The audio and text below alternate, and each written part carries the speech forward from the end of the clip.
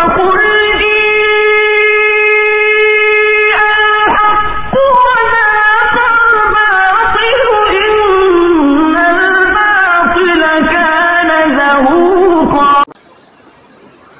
اللہ الرحمن الرحیم نحمده ونصلی علی رسولہ الکریم اما بعد فاعوذ باللہ من الشیطان الرجیم بسم اللہ الرحمن الرحیم الزانیۃ والزانی فاجلدوا کل واحد منہما 100 جلدہ الی آخر الآیہ۔ محترم بزرگوں اور دوستوں، یہ ہم لوگوں کی جو مجلس ہے، یہ مجلس ارشاد المسلمین ایک تنظیم بنی تھی 21 مئی 1999 میں، تو مقامی لوگ تو جانتے ہیں۔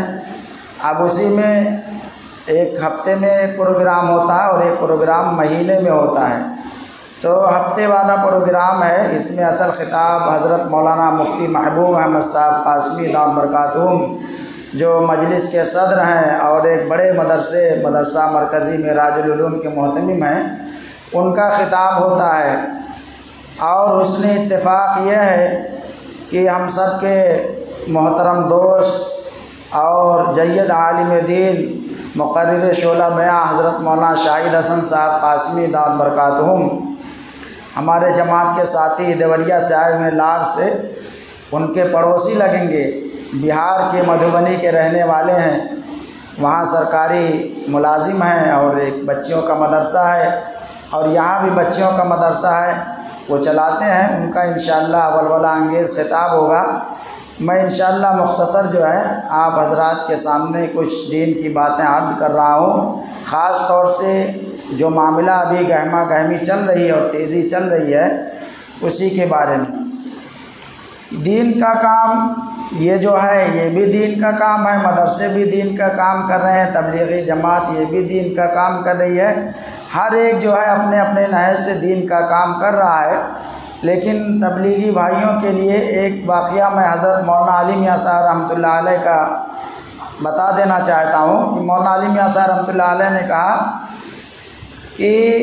مدرسے والے جو ہے اپنا وقت صرف کرتے ہیں اور مال نہیں صرف کر پاتے ہیں، خرچ نہیں کر پاتے ہیں۔ عوام جو ہوتی ہے یہ اپنا مال دیتی ہے، وقت نہیں خرچ کر پاتی ہے،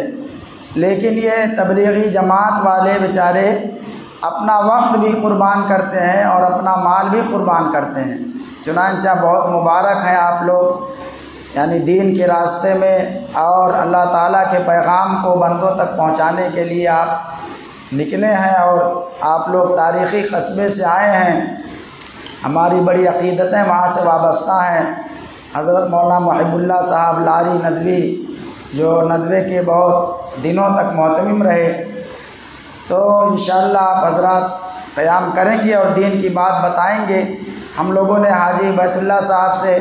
ڈاکٹر اطہر صاحب کے معرفت تقریباً جمعہ کو جو ہے رابطہ ہو گیا تھا کہ پروگرام ہوگا انشاءاللہ، تو اسی کے تعلق سے ہم لوگ جمع ہوئے ہیں۔ میں نے جو قرآن پاک کی آیت پڑھی ہے، 18ویں پارے کی آیت ہے، اس میں جو ہے زنا کے بارے میں، زنا کی جو حد ہے اس کے بارے میں بیان کیا گیا ہے، اور سورہ نور کے اندر جو ہے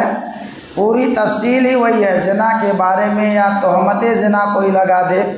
یا اسی کے ساتھ ساتھ آدمی اپنی بیوی پر جو ہے الزام لگا دے، تو پورا واقعہ جو ہے اس کے اندر جو ہے ذکر کیا گیا ہے اور بیان کیا گیا ہے سورہ نور کے اندر۔ چنانچہ تازہ ترین معاملہ یہ ہے کہ 9 اگست کو کولکاتہ کے اندر، کلکتہ جس کو کہتے ہیں، وہاں پر ایک لیڈیز جو ہے ڈاکٹر تھی جو ڈاکٹری پڑھ رہی تھی، اس کے ساتھ ایک ڈاکٹر نے جو ہے اسی میں پروفیسر تھا، سندیپ کمار اس کا نام تھا، اس نے اس کے ساتھ زیادتی کی اور اس کا ریپ کیا، اس کے ساتھ زنا کیا۔ چنانچہ اس کا جو ہے ہنگامہ پورے ملک کے اندر رہا اور ابھی بھی چل رہا ہے۔ چنانچہ ڈاکٹر حضرات نے بہت زور و شور سے شد و مت کے ساتھ اپنی آواز کو بلند کیا اور اس عورت کو جو ہے انصاف دلانے کے لیے ریلیاں کی اور ہڑتال کیے۔ چنانچہ جب بھی ایسا کوئی معاملہ پیش آتا ہے زناکاری کا یا بدکاری کا، تو ہمارے ملک کے اندر ایک چیز بہت زوروں سے گردش کرتی ہے کہ مجرم کو اور زانی کو، بلاత్కాری کو سولی پر چڑھا دیا جائے۔ چنانچہ اسلامی نظام اور اسلامی قانون کے اندر سزا، زنا کی سزا کیا ہے، اسی کو میں نے قرآن پاک کی آیت جو ہے پڑھی ہے، اسی پر میں گفتگو کروں گا۔ لیکن NCB کی جو رپورٹ ہے، نیشنل بیورو کرائم رپورٹ جو ہے، تازہ اور حالیہ رپورٹ یہ ہے کہ 2016 کے بعد سب سے زیادہ زنا بالجبر جو ہوا ہے، یہ 2023 کے اندر جو گزشتہ سال گزرا ہے تو 24 چل رہا ہے، اس کے اندر 2023 کے اندر پورے ملک کے اندر 3.5 لاکھ زنا کے کیس جو ہے ریکارڈ ہوئے ہیں، جو FIR درج ہوئے ہیں۔ جو ذاتی ہوتی ہے اس میں سے لکھا ہے کہ 12% ہی کیس درج کیے جاتے ہیں، FIR سے 12% لوگوں کی، بچیوں کی درج ہوتی ہے۔ کچھ تو پولیس والے بھگا دیتے ہیں، FIR نہیں درج کرتے، کچھ تو ماں باپ جو ہے عزت کو، ناموس کو، اس کی حفاظت کے لیے کہ بات جو ہے عوام میں نہ پھیلے، اس لیے اس کو دبا دیتے ہیں، کیس نہیں کیا جاتا ہے۔ تو یہ سب اس سے الگ ہیں۔ یا بچی خود جو ہے اس کے ساتھ ذاتی ہوتی ہے، اس کو کسی طرح برداشت کر لیتی ہے۔ تو جو رپورٹ درج کی جاتی ہے زنا بالجبر کی یا بلاత్కాر کی یا ریپ کی، یہ صرف 12% جو ہے ملک کے اندر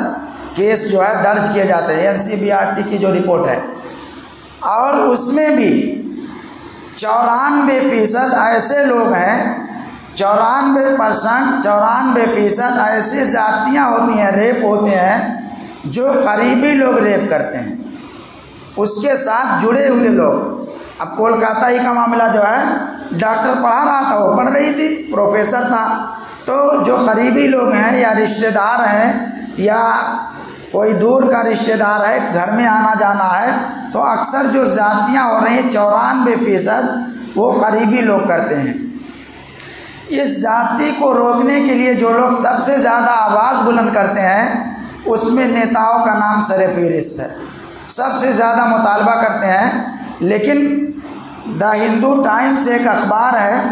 اس کے اندر یہ رپورٹ نکلی ہے کہ 2024 کے جو یہ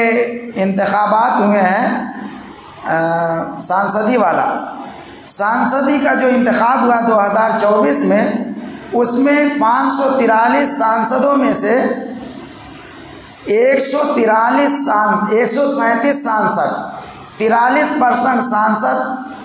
ریپ کے اور اسی طرح کے مرڈر کے یا جنسی ذاتی کے جو ہے شکار ہیں، اور جو حلف نامہ الیکشن کے وقت داخل کرتے ہیں اس کے اندر پورا بیورا ہوتا ہے کہ کتنے مقدمات ہیں ان کے اوپر،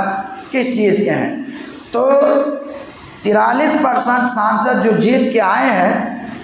اس کا جو ریشو نکلتا ہے 137 سانسد 137 سانسد ملک کے اندر، یہاں کی پارلیمنٹ کے اندر ایسے ہیں جن کے اوپر بلاత్కాری کا یا جنسی ذاتی کا کیس ہے۔ چنانچہ کتنی لاشوں پر سوار ہو کر وہ پارلیمنٹ کے اندر پہنچتے ہیں اور سانسدی کا چناؤ جیتتے ہیں، اور وہی سب سے زیادہ ہلہ مچاتے ہیں کہ اس کی سزا یہ دی جائے، اس کی سزا یہ دی جائے۔ لیکن اسلام نے جو ہے زنا کا دوائے زنا جو ہے، یعنی زنا کی طرف لے جانے والے جو کام ہیں، اس سے بھی روکتا ہے۔ اسلام میں اللہ کے رسول صلی اللہ علیہ وسلم کا ارشاد ہے کہ جو شخص مجھے 2 چیزوں کی ضمانت دے دے، میں اس کے لیے جنت کی ضمانت اور گارنٹی لیتا ہوں۔ پہلی چیز یہ ہے کہ جو اس کے دونوں جبڑوں کے بیچ میں ہے، یعنی زبان۔ دوسری چیز جو اس کے دونوں ٹانگوں کے بیچ میں ہے، یعنی شرمگاہ ہے۔ مولانا رابع صاحب رحمۃ اللہ علیہ نے الادب العربی ایک کتاب ہے، اس میں جو عشق ہوتا ہے، کسی شاعر کا ہے، مولانا کا شعر نہیں ہے، اس میں انہوں نے لکھا ہے نظرہ فابتسامہ وعدہ فلقاؤہ، کہ جو عشق ہوتا ہے، پیار ہوتا ہے، اس کی شروعات نظر سے ہوتی ہے، دیکھنے سے ہوتی ہے، پھر اس کے بعد مسکراہٹ ہوتی ہے، پھر اس کے بعد وعدہ اور وعید ہوتا ہے، پھر ملاقات ہوتی ہے۔ تو اسلام نے جو ہے یہ زنا یعنی جو زنا کی طرف لے جانے والی چیزیں ہیں اس سے منع کیا ہے اور اس سے بھی روکا ہے۔ تو جب زبان ہماری فحش کام کے لیے فحش بات ہماری زبان سے نہیں نکلے گا، ہماری آنکھ غلط چیز نہیں دیکھے گی، نامحرم کو نہیں دیکھے گی، تو میرے محترم بزرگوں اور دوستوں زنا تک پہنچنا ہی مشکل ہوگا۔ جب ہم پردے میں رہیں گے، ہماری مائیں اور بہنیں پردے میں رہیں گی، تو اور اسی کے ساتھ ساتھ کسی سے بے محاذہ کسی سے بات نہیں کریں گی، گفتگو نہیں کریں گی غیر محرم سے، تو انشاءاللہ یہ سب چیزیں رکیں گی۔ آج جو مغرب کی طرف سے نعرہ بلند ہوتا ہے کہ میرا جسم میری مرضی، لیکن اسلام نے اس کا کنسیپٹ اور اس کا سیاق و سباق جو ہے بدلا، اور اس کے بارے میں فرمایا کہ نہیں، جسم میرا ہے لیکن مرضی اللہ تعالیٰ کی چلے گی، بچے ہمارے ہیں لیکن مرضی اللہ تعالیٰ کی چلے گی، مال ہمارا ہے لیکن اس پہ مرضی اللہ تعالیٰ کی چلے گی۔ یعنی جسم تو ہمارا ہے لیکن اللہ تعالیٰ جیسے کہہ رہے ہیں عورتوں کو پردے میں رہنے کے لیے، عبادات کرنے کے لیے، یا مردوں سے بھی یعنی بیجا ادھر ادھر نظر اٹھانے، نظر دیکھنے یا نامحرم سے ملنے وغیرہ سے منع کیا جا رہا ہے۔ تو یہ سب چیزیں جو ہے اسلام اللہ تعالیٰ جیسے چاہتے ہیں اسی طریقے سے ہم کو کرنا ہے۔ تو جسم تو ہمارا ہے لیکن مسلمانوں کے یہاں مرضی ہماری نہیں ہے بلکہ مرضی اللہ تعالیٰ کی ہونی چاہیے۔ مال ہمارا ہے، اس میں مال میں چاہے جیسے چاہے تصرف کریں، یہ اسلام میں نہیں ہے۔ اسلام نے اس کی حد متعین کی ہے کہ حلال جگہ پہ خرچ کرو، جائز کاموں میں اس کو خرچ کرو، ناجائز کاموں میں ناجائز چیزوں میں اس کو استعمال نہیں کرنا چاہیے۔ تو یہ جو مغرب کا نعرہ ہے یہ ہم کو عریانیت کی طرف، ہماری بہنوں کو اور ہماری ماؤں کو عریانیت کی طرف، فحش کاری کی طرف لے جانا چاہتا ہے، اس لیے ہمیں ان کے نعروں کے فریب میں نہیں آنا ہے۔ امام غزالی رحمۃ اللہ علیہ نے بہت پوائنٹ کی بات لکھی ہے، انشاءاللہ وہی بات ختم کر کے بتا کے میں بات ختم کروں گا، پھر مولانا شاہد صاحب کا بیان ہوگا۔ انہوں نے لکھا امام غزالی رحمۃ اللہ علیہ نے کہ مسلمانوں کو 5 چیزوں کی طرف محنت کرنا چاہیے، اور اسلام نے 5 چیزوں کی طرف محنت کرنے کا حکم بھی دیا ہے۔ پہلی چیز یہ ہے کہ مسلمانوں کو چاہیے، یا جو قانون داں طبقہ ہے، جو وزراء ہیں، جو لیڈران ہیں سیاسی، ان کو بھی چاہیے کہ ان 5 باتوں کی جانب توجہ کریں۔